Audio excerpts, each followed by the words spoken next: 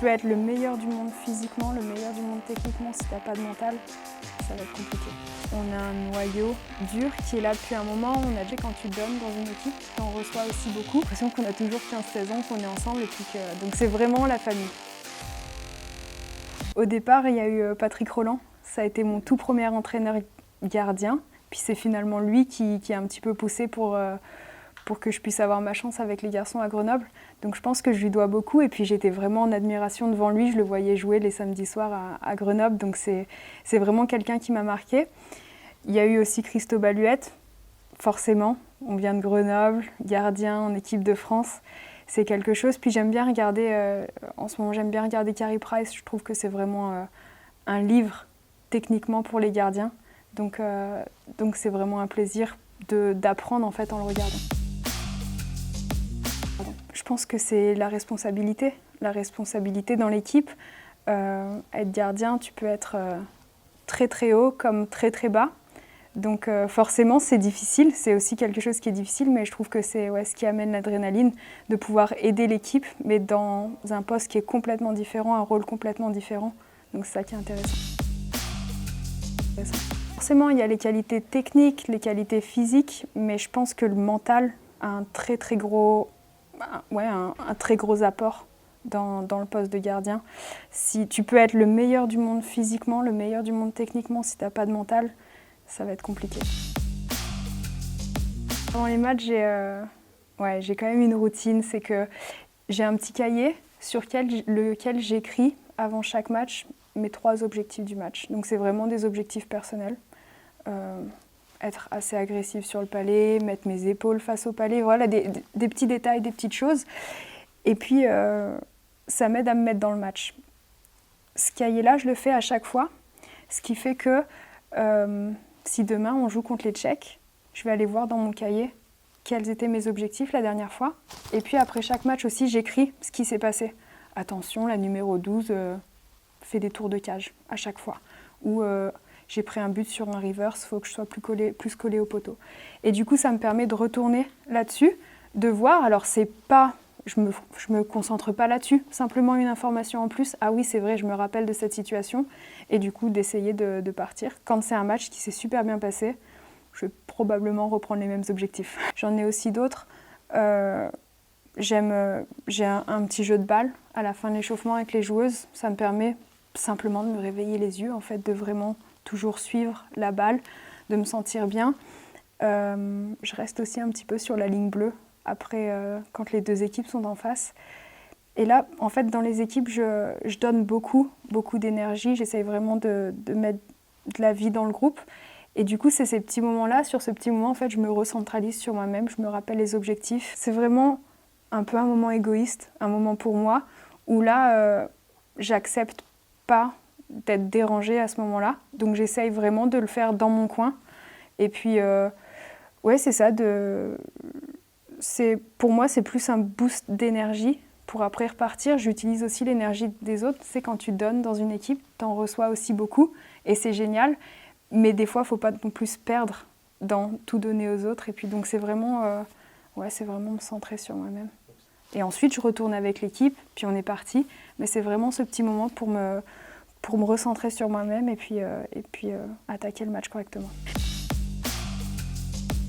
Disons que chaque année est différente, chaque saison est différente. Mes 2 premières saisons, je faisais les allers-retours entre Chambéry et Zurich. Donc je m'entraînais au pôle toute la semaine. Et puis le vendredi soir, je partais à Zurich, je jouais samedi, dimanche. Je retournais au pôle parce que je travaillais aussi à côté. Et puis là, j'ai un contrat semi-professionnel sur la saison. Donc c'est sûr que ça aide beaucoup dans le choix. Mais c'est aussi... quand je parlais du challenge différent, c'est aussi au niveau sportif. C'est-à-dire que j'ai été, pendant l'année des Jeux Olympiques, avec l'équipe, on avait 11 joueuses de l'équipe nationale suisse dans l'équipe de Zurich. Donc là, elles préparaient les Jeux Olympiques.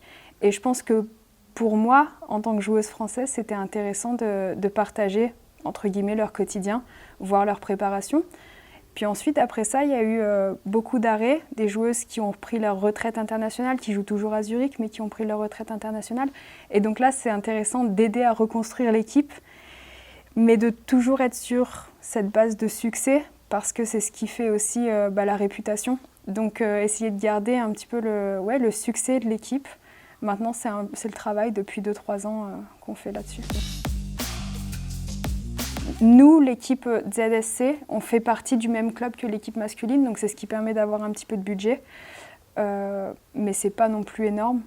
Et c'est un tronc commun, disons, mais il n'y a pas un très très gros lien. On a la chance d'avoir une kiné qui nous suit.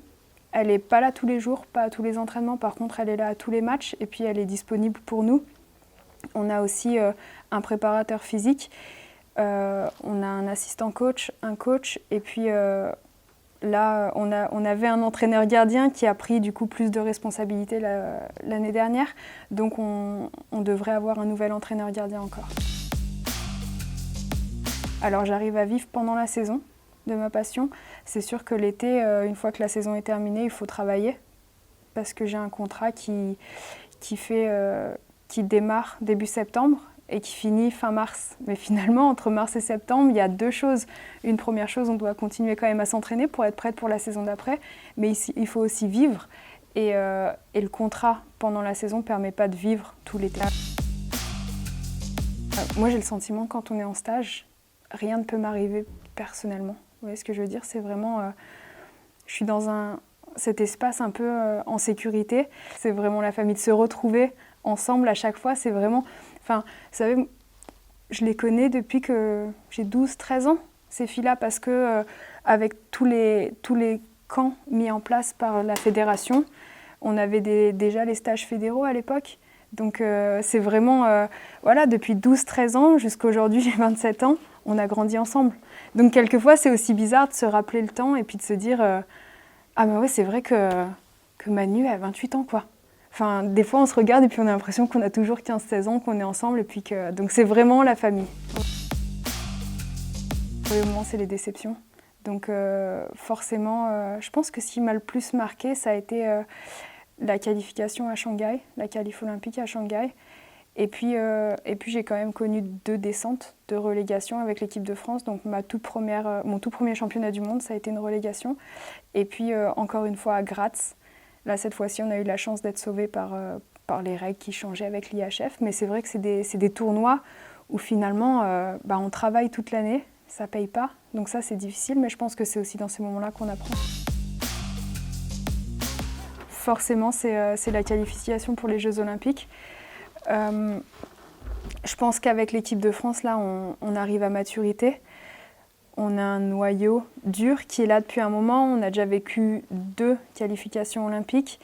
Là, ce sera la 3e et puis probablement que l'équipe, après cette qualification ou les Jeux Olympiques, changera. Je ne suis pas sûre de continuer après ça. Donc c'est vraiment, c'est un peu l'étape ultime, quoi.